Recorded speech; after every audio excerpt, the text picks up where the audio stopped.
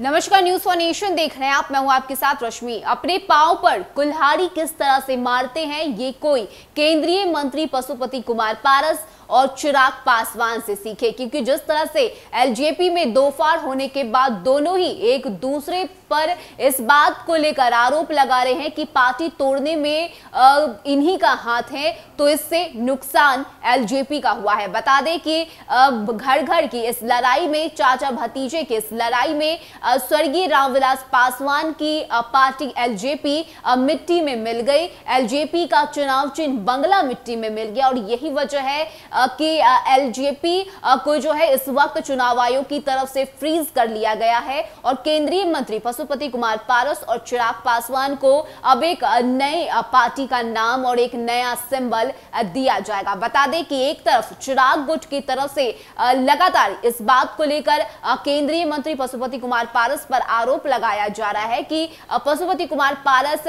Janata Dal United से मिल गए, कुर्सी के लिए उन्होंने ऐसा किया और पार्टी को तोड़ दिया। तो वहीं दूसरी तरफ अगर हम केंद्रीय मंत्री पशुपति कुमार पारस के गुट की बात करें तो उनकी तरफ से चिराग पासवान पर इस बात का आरोप लगाया जा रहा है कि चिराग पासवान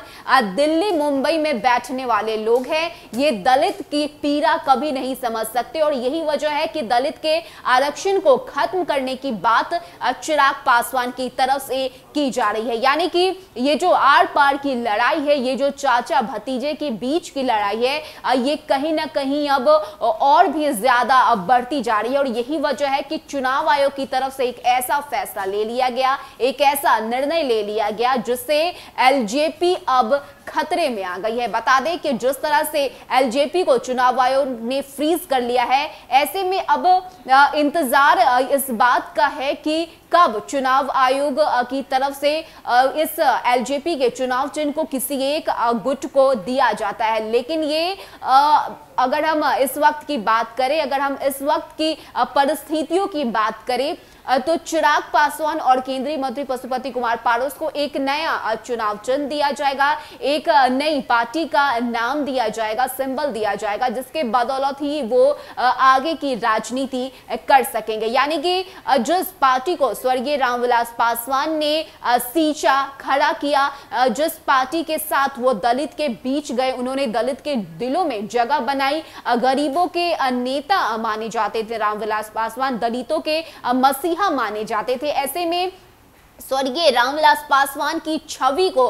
खराब करने में चिराग पासवान ने और केंद्रीय मंत्री पशुपति कुमार पारस ने कोई कुछ भी नहीं छोड़ा और यही वजह है कि पार्टी का नाम जो है वो अब मिट्टी में मिलता हुआ दिख रहा है। स्वर्गीय रामविलास पासवान की तरफ से खड़ी की गई पार्टी का जो नामो निशान है वो अब मिटता हुआ नजर आ रहा है और यही वजह है कि इसका सीधा आरोप इन दोनों पर जाता है। बता दें कि चुनाव आयोग की तरफ से पार्टी के नाम, सिंबल को फ्रीज कर लिया गया है, यानी कि ना तो चिराग पासवान और ना ही केंद्रीय मंत्री पशुपति कुमार पारस एलजेपी के नाम का उपयोग करेंगे और ना ही बंगला चुनाव चिन्ह का उपयोग वो कर सकते हैं। यानी कि इस चाचा भतीजे की लड़ाई ने, इस आर पार की लड़ाई ने पार्टी के नाम को खराब किया, पार्टी के ही जो है अस्तित्व को समाप्त कर दिया और यही वजह है कि अब इस तरह की बातें निकलकर सामने आ रही है कि चाचा भतीजे की जंग ने स्वर्गीय रामविलास पासवान की छवि को ठेस पहुंचाई है। उनकी तरफ से जो पार्टी बनाई गई थी, जिसके बदौलत वो दलित के बीच जाया करते थे, दलित के लिए काम किया करते थे, गरीबों के मसीहा माने जाते थे रामविलास पासवान, और उनकी छवि पर सीधे वार किया गया और यही वजह है कि इसका आरोप भी अब दोनों पर लग रहा है। ऐसे में देखना होगा कि चुनाव आयोग की तरफ से क्या निर्णय लिया जाता है, ये विवाद कब खत्म होता है और कब एलजेपी के नाम को चुनाव आयोग की तरफ से वापस किया जाता है। बहरहाल अगर हम फिलहाल की बात करें, इस वक्त की बात करें तो इस वक्त इस नाम और चिन्ह को फ्रीज कर लिया गया है और दोनों को ही एक नया नाम और सिंबल दिया जाएगा। यानी कि एक तरफ चिराग पासवान के गुट का कहना है कि जनता दल यूनाइटेड के साथ मिलकर, ललन सिंह से मिलकर केंद्रीय केंद्रीय मंत्री पशुपति कुमार पारस की तरफ से इस तरह के कदम उठाए गए, पार्टी को तोड़ने का काम किया गया, पार्टी की छवि को खराब करने का काम किया गया, तो वहीं दूसरी तरफ केंद्रीय मंत्री पशुपति कुमार पारस की गुट की तरफ से कहा जा रहा है कि दिल्ली मुंबई में बैठने वाले चिराग पासवान कभी भी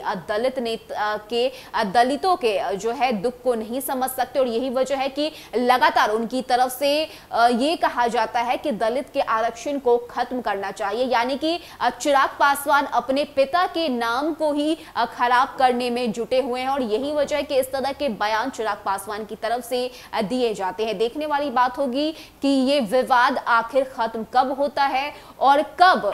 चुनाव आयोग की तरफ से इस एलजेपी के नाम को, इस एलजेपी के सिंबल को एक बार फिर से किसी एक गुट को दिया जाता है। फिलहाल के लिए इतना ही। ज्यादा अपडेट के लिए आप बने रहिए न्यूज़ फॉर नेशन के साथ। नमस्कार।